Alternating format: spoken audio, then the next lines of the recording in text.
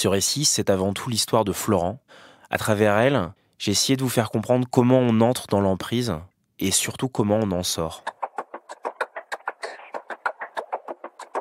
Michael Kor est journaliste à La Croix-l'Hebdo. Pendant plusieurs semaines, il a enquêté sur les mécanismes de l'emprise à partir d'abus sexuels présumés dans un internat de la communauté catholique des Béatitudes. Dans son article, Michael Kor retrace le parcours de Florent, un ancien élève qui a mis des années à réaliser la gravité des actes dont il aurait été victime. Dans ce podcast, un journaliste de La Croix raconte les coulisses d'un reportage, d'une enquête ou d'une rencontre, ce qui s'est passé avant et comment il l'a vécu. Vous écoutez l'envers du récit. Bonjour, je m'appelle Michael Kor et je suis grand reporter au quotidien La Croix. Je travaille plus précisément pour la version magazine du journal, qui paraît le week-end, La Croix-l'Hebdo. Et à la fin de l'année dernière, j'ai eu une discussion avec la directrice de l'Hebdo, Anne Ponce, qui cherchait à monter un dossier autour de l'emprise. Voilà, elle voulait qu'on fasse comprendre ce que c'est que l'emprise. Elle imaginait un article assez pédagogique et assez transversal qui parle de l'emprise dans des communautés religieuses, mais aussi dans le monde du travail, dans les familles, etc. Elle m'avait demandé d'y réfléchir pour lui proposer soit une histoire, soit un angle. Donc j'avais commencé à travailler sur ce sujet parmi plein d'autres choses. Donc on est à la fin du mois d'octobre, plus précisément le 31 octobre, et ce jour-là, sur mon agenda, il y a écrit 17h, rendez-vous avec Mec des Béatitudes. Ce rendez-vous, je l'ai pris tout simplement parce qu'un confrère au sein du journal La Croix avait reçu d'une source le contact d'un homme voulant nous parler d'abus sexuels qu'il aurait subis dans le cadre d'une communauté religieuse, donc en l'occurrence les Béatitudes. Alors il faut savoir que moi, comme d'autres journalistes du quotidien La Croix, puisqu'on a travaillé sur ces questions depuis longtemps, en fait, on est régulièrement contacté par des personnes qui se disent victimes. Alors certaines le sont, pour certaines c'est plus compliqué, les situations judiciaires sont extrêmement variées, donc certaines ont porté les faits devant la justice, d'autres ne l'ont pas encore fait. Bref, on est habitué à être contacté par des personnes, certaines ça va aboutir à un article, d'autres ça va juste conduire à un échange, peut-être même des conseils juridiques, puisque notre but n'est pas de traiter tous les sujets. On ne peut pas, à chaque fois qu'on est alerté par des faits présumés de ce type, simplement shooter un article dans la minute. C'est souvent comme ça que les gens pensent que les journalistes travaillent. En fait, ça ne se passe jamais comme ça, surtout sur des faits présumés criminels ou délictueux, mais enfin en tout cas graves. C'est souvent des enquêtes longues et du coup, à chaque fois, avant de se lancer là-dedans, on se demande pourquoi le faire sur cette affaire-là précisément, qu'est-ce qu'elle nous permet de raconter. Anne Ponce, la directrice de La Croix-l'Hebdo, a cette petite phrase qu'elle nous répète parfois en réunion. Qu'est-ce que ça me dit au-delà de ce que ça me raconte ? C'est-à-dire qu'une histoire, on ne la raconte pas juste parce que les faits sont terribles, on la raconte parce que ça nous permet de révéler des informations, de décrypter des mécaniques bien au-delà de cette histoire. Donc ce 31 octobre, je me rends en région parisienne, il pleut, les transports sont compliqués, mais j'arrive quand même à peu près à l'heure à ce rendez-vous. Les faits, en l'occurrence, dont il me parle, ont été qualifiés par un avocat pénaliste qu'il a été voir. Donc cet avocat pénaliste, c'est Éric Morin, c'est un avocat qui est assez connu. Il a travaillé sur l'affaire Clearstream, il a travaillé sur plusieurs affaires aussi d'abus sexuels, notamment l'école en bateau. Donc c'est quelqu'un qui connaît bien ce genre de dossier. Et lui, il avait qualifié les faits de tentative de viol et agression sexuelle sur mineurs. Donc moi, cette qualification, elle me suffisait pour pouvoir commencer à envisager éventuellement un article.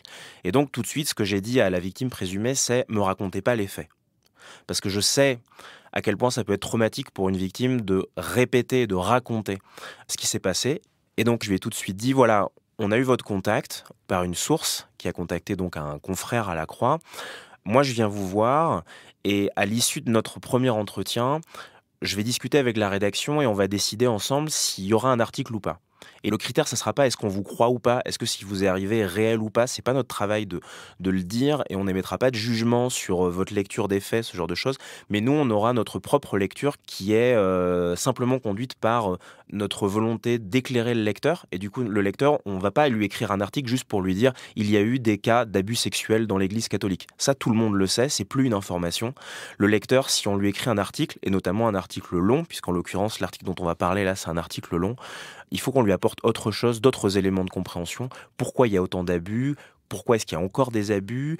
Qu'est-ce qui les explique ? Et je lui ai tout de suite dit, voilà, vous me racontez pas les faits. Et les faits, vous me les raconterez dans un second temps, si jamais il y a un article. Comme ça vous évite pour vous, de revivre ce trauma. Et puis à titre personnel, ça je lui ai pas dit, moi ça m'évite aussi de me charger émotionnellement d'histoires de vie extrêmement dures et douloureuses si j'en ai pas, entre guillemets, besoin.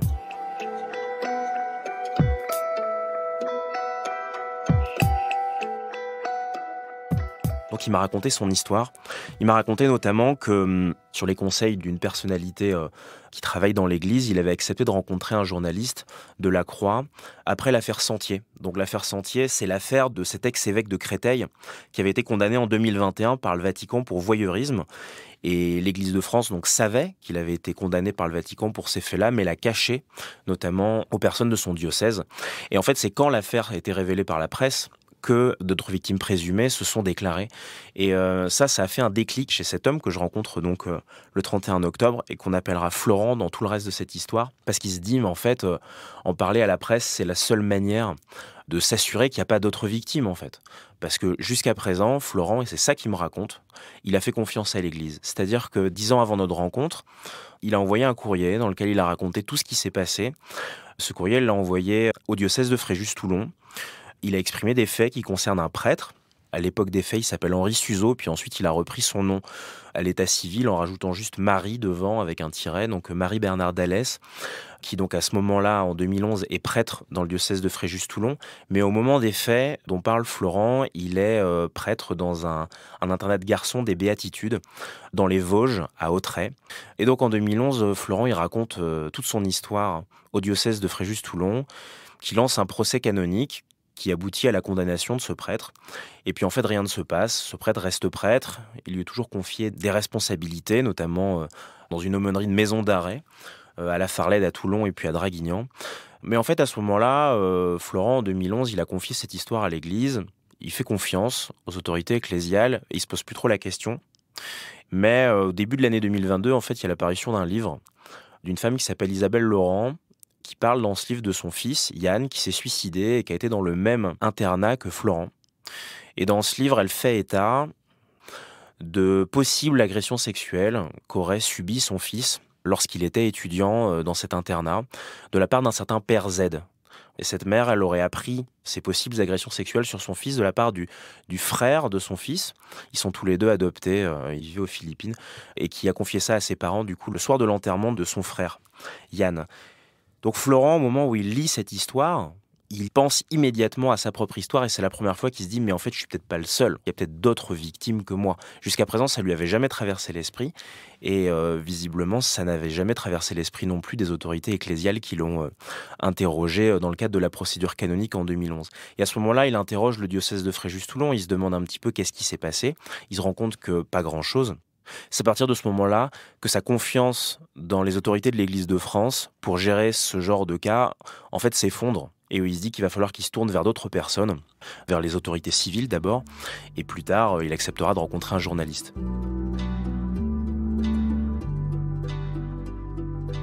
Quand je sors de chez Florent, je prends un bus et j'appelle immédiatement un confrère qui s'appelle Lou Bémond de Senneville, qui est l'envoyé spécial permanent du journal La Croix à Rome, en qui j'ai confiance, et je lui raconte un peu l'histoire. Et je lui dis, si jamais tu étais mon rédacteur en chef, quelles seraient les bonnes raisons que tu mettrais en avant pour ne pas prendre cette histoire? Pourquoi est-ce qu'il ne faudrait pas la publier? Donc on s'est mis à discuter, à faire une sorte de petite conférence de rédaction informelle entre nous.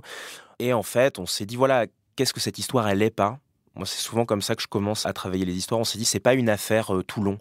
Ce que cette histoire nous raconte, c'est pas des dysfonctionnements qui existent, et auxquels on a consacré plusieurs articles dans le diocèse de Fréjus-Toulon. Cette histoire, c'est pas non plus une histoire de la communauté des Béatitudes dans les Vosges, dans lequel il y aurait eu des agressions sexuelles. Cette histoire, en fait, c'est plusieurs choses. Et c'est pour ça qu'elle a commencé à nous intéresser. Enfin, en tout cas, c'est en discutant avec Lou que j'ai compris ça. Cette histoire, elle est intéressante parce que c'est une histoire à tiroir. C'est une histoire dans laquelle il y a plusieurs temps, il y a plusieurs moments. Et c'est là que j'ai repensé à la discussion que j'avais eue avec Anne Ponce sur l'emprise. Et c'est là que je me suis dit, en fait, c'est ce que j'ai fait le lendemain. Je suis retourné voir donc la directrice de La Croix l'Hebdo et je lui ai dit, écoute, pour ton dossier sur l'emprise, moi, ce que je te propose, c'est de te raconter une histoire. cette histoire-là, singulière, de raconter que ça. Alors évidemment, on perd une partie de la richesse du sujet si on l'avait pris sur un angle un peu pédagogique, c'est-à-dire que je raconte pas l'emprise dans une famille, dans le monde du travail, et que ça existe aussi. Mais il se trouve que l'histoire que j'ai trouvée, elle concerne l'Église catholique et une communauté. Et en fait, à travers cette histoire, on va vraiment comprendre finement les mécaniques d'emprise. Parce que ce qui est incroyable dans ce que m'avait raconté Florent, c'est que c'est un petit peu compliqué parce qu'il y a plusieurs agresseurs présumés, en fait, dans cet internat des Béatitudes. Et notamment, Florent, alors même qu'il avait été agressé, d'après son témoignage, par un prêtre, il a été amené à témoigner devant la police plusieurs années après ses agressions présumées, au sujet de faits similaires concernant un autre prêtre de l'internat. Et en fait, quand on lit aujourd'hui ses déclarations à la police, on voit qu'il est dans une sorte de déni, d'amnésie traumatique. C'est-à-dire que pour lui, alors même qu'il aurait été agressé, l'idée qu'il y ait eu des agressions sexuelles dans cet internat sur d'autres camarades est tout bonnement impossible. On est des années après les faits, hein. Il est adulte, il a plus 15 ou 16 ans ou 17 ans comme au moment des agressions présumées. Non, là, il a 23, 24 ans, il est étudiant, etc. Mais il est encore dans le narratif, dans les mots qui ont été mis en place par les encadrants de cet internat pour diaboliser les plaignants, pour expliquer que, de toute façon, toute forme de questionnement ou de critique ou d'hypothèse mettant en cause quelqu'un au sein de cette communauté, et qui plus est un prêtre, puisque ce que j'ai pas dit, c'est que dans cet internat, en fait, venaient de manière privilégiée des jeunes hommes qui voulaient devenir prêtres, donc on imagine la sacralité de la figure du prêtre. Eh bien, en fait, mettre en cause un prêtre, c'était attaquer la communauté, et c'était obligatoirement l'œuvre de quelqu'un de malveillant.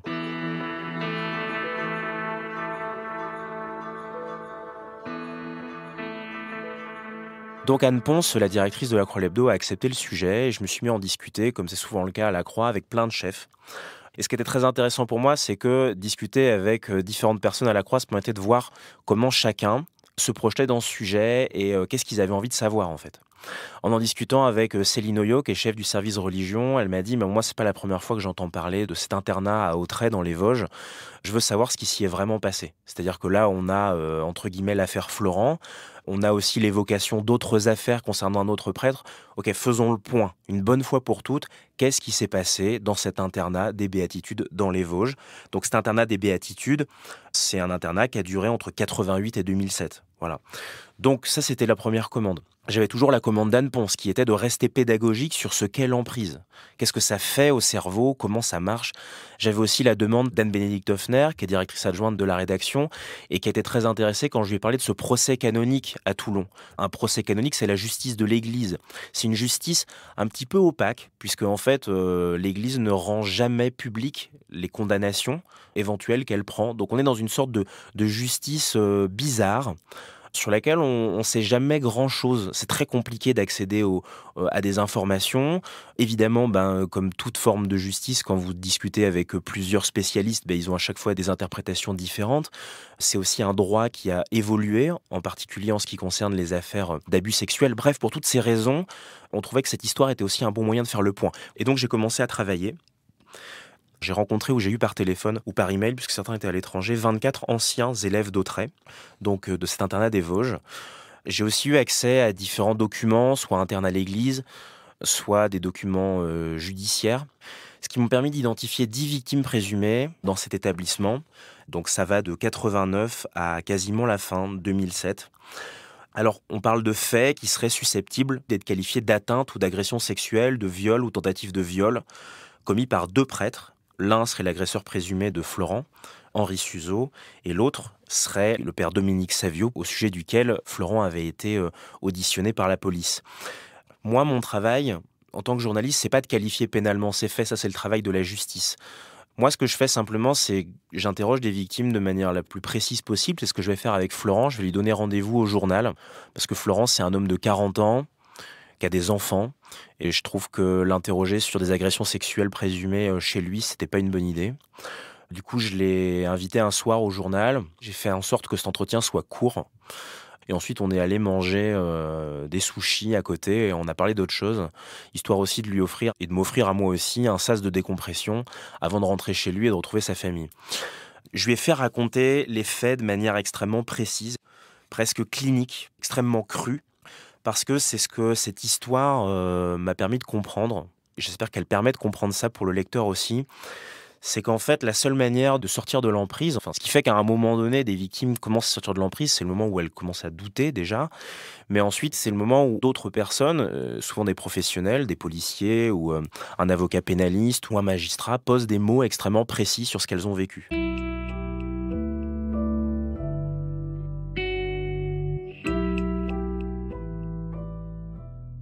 Lors de toute cette enquête, j'ai discuté avec beaucoup de gens au sein de l'Église et j'ai vu apparaître différents dysfonctionnements. Quand je dis des gens au sein de l'Église, ça peut être des gens au sein du diocèse de Fréjus-Toulon, au sein des béatitudes, etc. J'ai vu apparaître des dysfonctionnements importants. Une incompréhension de la procédure pénale déjà, et de ce qui caractérise une agression sexuelle. C'est quoi une agression sexuelle? C'est quoi un viol? Eh bien, pour beaucoup de personnes dans l'Église, ça reste une abstraction totale. L'opacité des procédures canoniques, le non-respect de sanctions prises en interne. Donc, par exemple, ce que mon enquête a révélé, c'est que le père Marie-Bernard Dallès, qui a été condamné en 2011 dans le cadre de la procédure canonique pour les faits sur Florent, il a été condamné à ne plus s'approcher de personnes de moins de 25 ans pendant 10 ans. Et 4 ans après cette décision, les mêmes personnes qui ont pris cette sanction, eh bien, l'ont nommé aumônier d'une maison d'arrêt dans le sud, dans laquelle il y a, ce que me confirme le ministère de la Justice, de nombreuses personnes de moins de 25 ans. Les dysfonctionnements de l'Église, c'est aussi la peur du scandale et surtout le maintien de ce qui s'est passé, des faits en fait, dans des qualifications floues, euphémisées ou spiritualisées. Pendant mon enquête, j'ai entendu des phrases du style « relation inappropriée » pour parler de ce qui se serait passé entre ces prêtres et puis des jeunes. J'ai entendu parler aussi d'immaturité affective, d'excès de compassion, d'affection qui glisse. Alors ça, c'est un ancien élève d'Autrey que j'interroge parce que tous les élèves d'Autrey que j'ai interrogés ne témoignent heureusement pas d'agressions sexuelles ou de faits comme ça. Certains sont très en défense de l'établissement. Il y en a énormément, quasiment tous, commencé par la phrase en disant « mais c'est impossible qu'ici soit passé ce dont vous me parlez puisque moi j'y ai passé les plus belles années de ma vie. C'était un cadre idyllique. On était dans une vieille abbaye du XIIe siècle avec un jardin merveilleux. Il y avait une petite rivière. On faisait des parties de foot. C'était incroyable. La communauté des béatitudes, pour resituer, on est dans le renouveau charismatique, c'est très émotionnel. Quand ils arrivent dans cette grande abbaye, ça fait 10 ans que plus personne l'habite, il y fait froid, elle est totalement vide, et eux, ils lui redonnent vie avec des danses d'Israël, des célébrations du Shabbat, etc. On est vraiment dans un cadre totalement idyllique. Et du coup, des anciens élèves, qui aujourd'hui sont des adultes, quand ils m'en parlaient, ils me disaient, mais c'est impossible qu'il y ait eu des abus sexuels dans cet endroit. On y a passé des années extrêmement fortes. Et là, en fait, c'est un moment qui est compliqué et qui est délicat dans l'interview, c'est que je viens agresser leurs souvenirs par les faits que je porte à leur connaissance, même s'ils ne sont pas forcément avérés, même si c'est que des faits présumés que je cherche à recouper. Parce que moi, si je les appelle, c'est parce que je ne vais pas simplement écrire dans mon article ce qu'une seule source me dit. Il me faut plusieurs sources. Il faut que les éléments se recoupent. Si on me dit, à tel moment, il y a eu une réunion, on nous a dit que, il faut que je trouve d'autres témoins de cette réunion. Parce que pour mon lecteur, si j'ai 3 témoins de cette réunion, c'est pas pareil que si j'en ai un. Bref, moi, je dois faire mon travail, je dois enquêter. Et en même temps, je sais que par les faits supposés dont je parle, eh bien, je viens exercer une forme de violence sur des souvenirs qui, non seulement sont des souvenirs heureux pour la plupart de ces élèves, mais en plus ont été hyper constitutifs de ce qu'ils sont, puisqu'on parle d'années d'adolescence où ils se sont noués des amitiés, où ils se sont construits dans leur foi en l'occurrence, mais aussi dans plein d'autres choses. Et en même temps, je dois aussi les ramener à une certaine réalité, qui est que des dérives sectaires, parce que quand on parle d'emprise, on peut parler de dérives sectaires aussi, elle se passe assez rarement dans des endroits mornes, tristes, dans des communautés qui ressembleraient à des sortes de cachots humides et froids, dans lesquels les relations humaines sont très distantes. Au contraire, des cadres émotionnels, fusionnels, extrêmement chaleureux, sont d'excellents supports d'emprise. C'est là où l'emprise est pernicieuse. C'est que l'agression vient se nicher dans des relations qui sont extrêmement fortes, amicales, des relations en l'occurrence là de paternité spirituelle, voire de paternité de substitution, puisque une partie des personnes qui auraient été agressées sont des enfants fragiles qui témoignent de fragilité à la maison. Florent, il me parlera de ce qu'il vit à la maison, il a eu un père alcoolique, etc.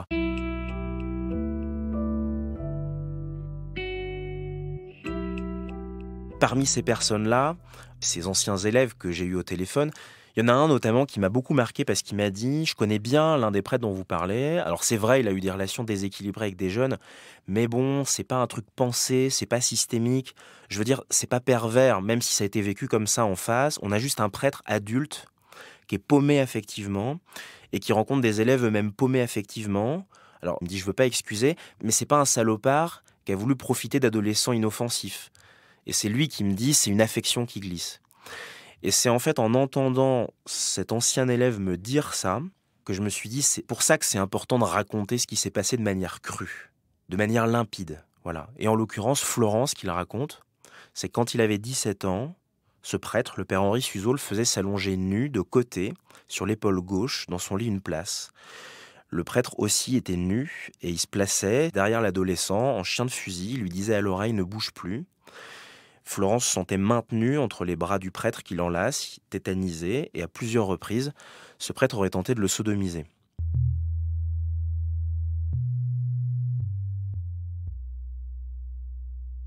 Cette longue histoire que je raconte dans la Croix l'Hebdo, c'est une histoire qui est dure. Elle a été dure à enquêter, parce que dans l'Église, comme dans d'autres institutions, la vérité est cachée.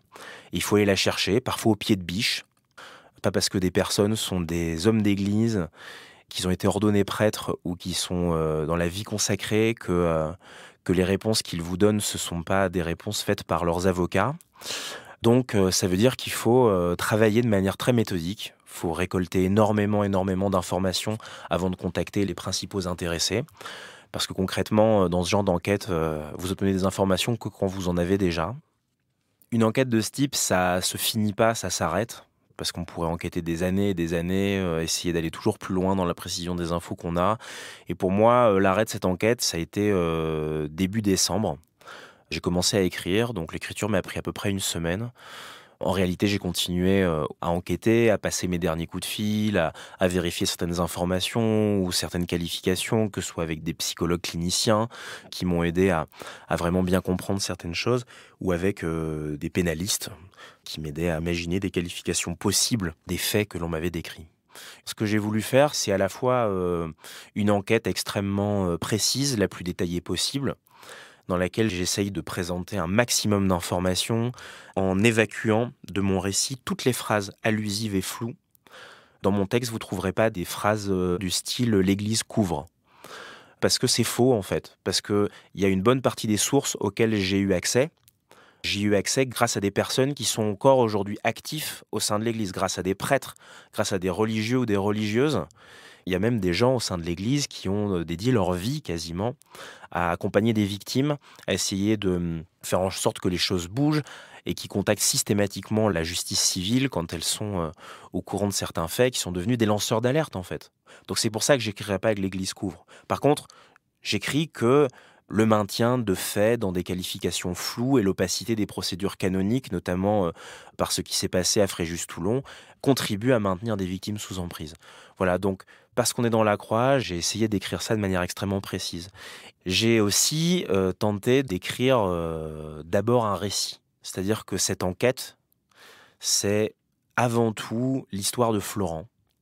Depuis son entrée à 13 ans dans cette communauté géniale, il dit encore aujourd'hui, Florent, moi j'ai rien contre les béatitudes aujourd'hui, j'ai passé dans cet internat 6 années extraordinaires, malgré ce qui s'est passé, je m'y suis fait des amitiés qui ont duré jusqu'à aujourd'hui, enfin, il a encore la foi, etc. Enfin, ce que j'ai voulu raconter, c'est vraiment nous faire entrer dans sa tête, nous faire rentrer avec lui dans cet internat, nous en faire sortir avec lui, et puis nous faire progressivement, jusqu'à la fin, sortir de l'emprise.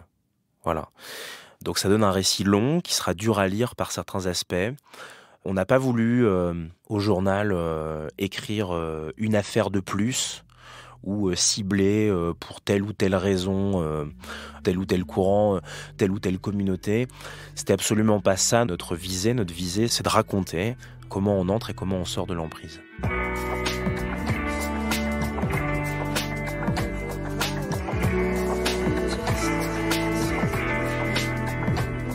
Vous venez d'écouter un épisode de L'Envers du récit.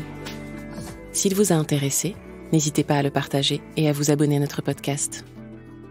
L'enquête de Michael Kor est à retrouver sur le site et l'appli La Croix. Le lien est dans le texte de description qui accompagne ce podcast. L'Envers du récit est un podcast original du quotidien La Croix.